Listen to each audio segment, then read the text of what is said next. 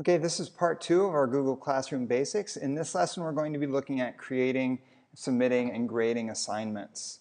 And again, we're going to be going back and forth from the teacher page and student page. Okay, so for the first thing that we're going to look at is under the stream. This is where assignments are going to be posted. Now we can choose to post announcements, but assignments are what we're looking at right now.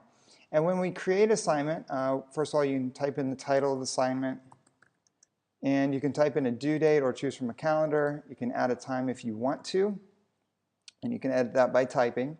You can also attach a file to that. I'm not going to do that for the first one. You can also choose which classes will receive that same assignment, and then you can choose to assign it. You can also save it as a draft if you prefer. So I'm going to go ahead and assign this, and then it's going to appear like this. Notice right now there's none done because I just signed it.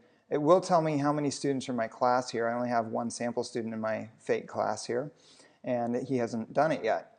So if I look over at the student account, it just appeared probably in his account, and I can see that either under assignments by clicking that, or just under his stream for my class, it just appeared. Now it's got this nice bright reminder that he hasn't done it. So sample, do the essay, and the student would just click open to do that. Now this is one thing I like about this. The student can choose to upload a file they've already created, or they can create a file using Docs, Google Presentation, a spreadsheet, or a drawing, or if it's an assignment that doesn't really require them to do something on the computer, but they're going to bring something to class the next day, they can just mark it as done.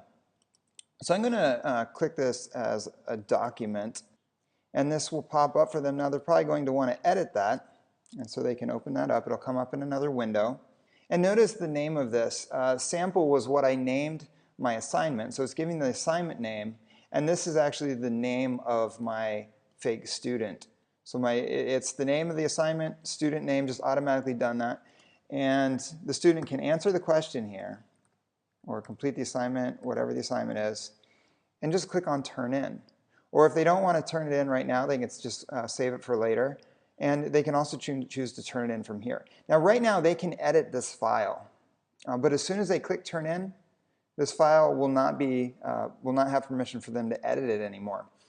And so clicking on Turn It In, they will have to confirm that. They can also type a note, and they can go ahead and turn it in. Now notice while we're waiting what the student is seeing in their doc. It now says access denied. It won't give them permission to edit this until the teacher frees it up again. The student also has a choice here now to unsubmit, and the essay has arrived here, and so I can click on Done to see how every student, it'll tell me how many students have finished, and right now it says no grade, so I can click on this to grade it. And notice we can also change the point value of the assignment. You can also just type in any point value that you want. And when I click on their file, it'll open in another tab. And here it is. And again, the name of the file is based on the student's name. This is my fake student's name. And in this file, now I can view the student's work. I can also choose to comment on it if I want to and provide some feedback. And then they'll receive that as an email. Now I don't actually grade it from here. I want to put the grade in here. So under grade, right now there's no grade, and I can type in their score that they got. It might be a good idea to attach a rubric with the assignment or something like that. And when I'm finished with that, I can choose to, like right now the student's not going to see it because it's not returned. I might want to wait till I've graded the whole class to do that. And I can choose to either return just the one student, or I can click and get all of my students and then hit return when I'm ready. I can also choose to give feedback, but maybe I've already given, maybe I've already given the feedback in the other comments, and hit return. And now if we go back to where the student is,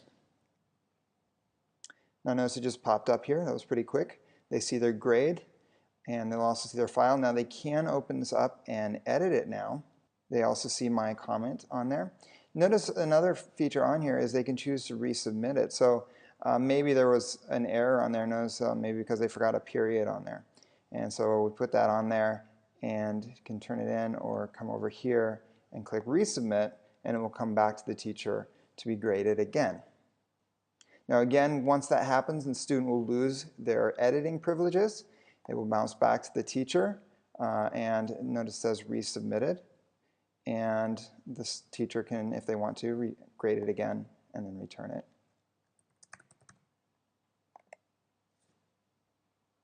Now there is another way the teacher can see the assignments also. If we come to this menu here, they click here and go to assignments. We'll see all of the classes there with assignments that need to be graded. Now the next thing is where these assignments are going to be stored. And so that's going to be under the About page. This is what the teacher is going to see. If you click on the course folder, and this is automatically made when you create your file on the About page, that a Google Drive folder is going to open up, and notice the names of the folders in there. The templates is the one you don't want to edit, as it says, but the word problem sample assessment, these were assessments that I created, and so in those folders are all of the student work for that. Now I only have one fake student, so you only see one file in there.